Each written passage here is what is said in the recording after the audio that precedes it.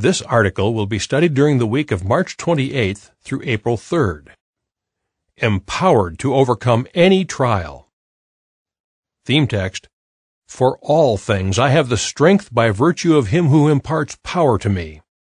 Philippians 4, verse 13. Paragraph 1. Question: Why do Jehovah's people face many adversities? Jehovah's people are no strangers to adversity of one type or another. Some trials are due to our own imperfections, or are a consequence of the system of things in which we live.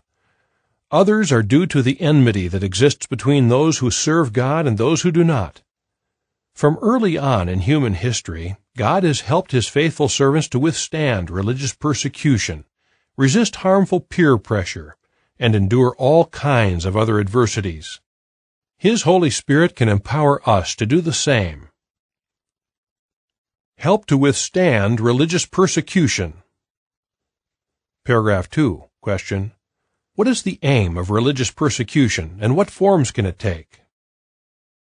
Religious persecution is harassment or injury deliberately inflicted on people because of their faith or beliefs. Its purpose is to stamp out such beliefs, prevent their spread, or break the integrity of believers. Persecution can take various forms, some overt, some subtle. The Bible likens Satan's attacks to those of both a young lion and a cobra. Psalm 91, verse 13 reads, Upon the young lion and the cobra you will tread. You will trample down the maned young lion and the big snake.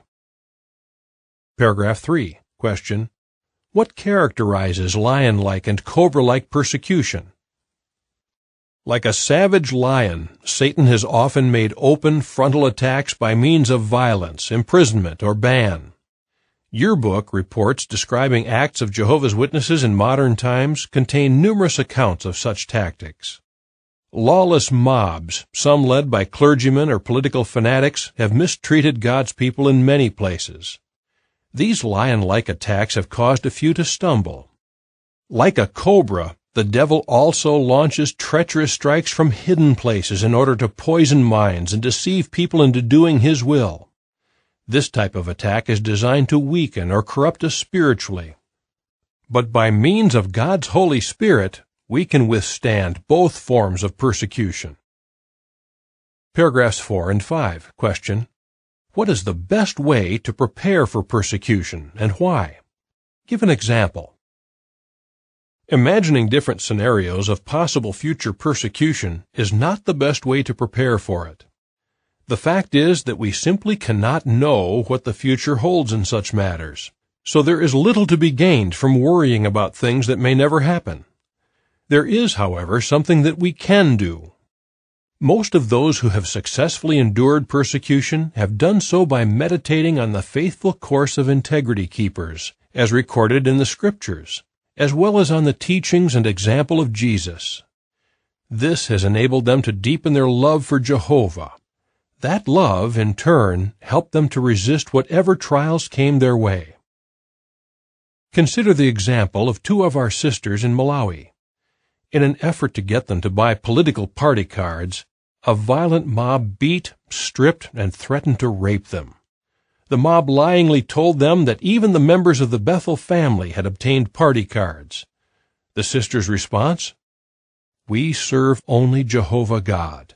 So if the brothers at the branch office have bought cards, that does not make any difference to us.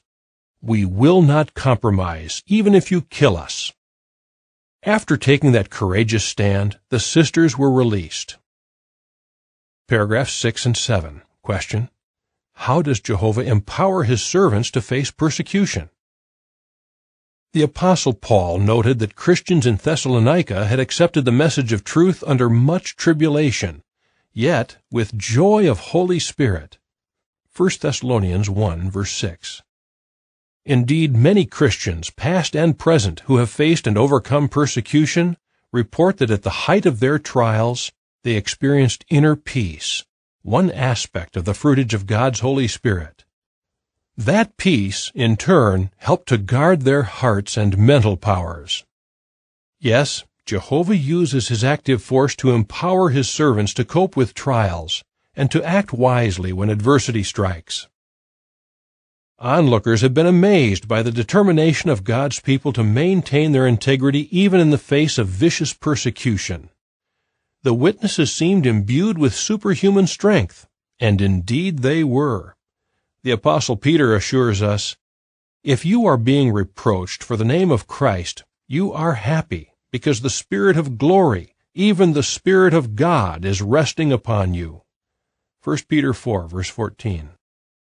That we are persecuted for upholding righteous standards indicates that we have divine approval. What joy this proof of Jehovah's blessing brings! Help to resist peer pressure. Paragraph 8. Question A. What enabled Joshua and Caleb to resist peer pressure? Question B. What can we learn from Joshua and Caleb's example? A more subtle form of opposition that Christians must endure is negative peer pressure.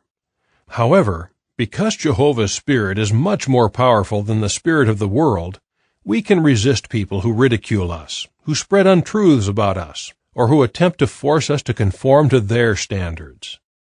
What was it, for example, that enabled Joshua and Caleb to disagree with the views of the 10 other spies who were sent into the land of Canaan? Holy Spirit stirred within them a different spirit or mental inclination.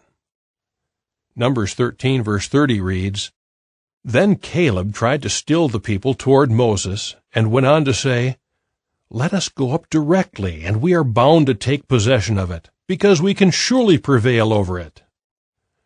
Numbers 14, verses 6 through 10 read, "And Joshua the son of Nun and Caleb the son of Jephunneh, who were of those who spied out the land, ripped their garments apart, and they proceeded to say this to all the assembly of the sons of Israel, 'The land that we passed through to spy it out is a very, very good land.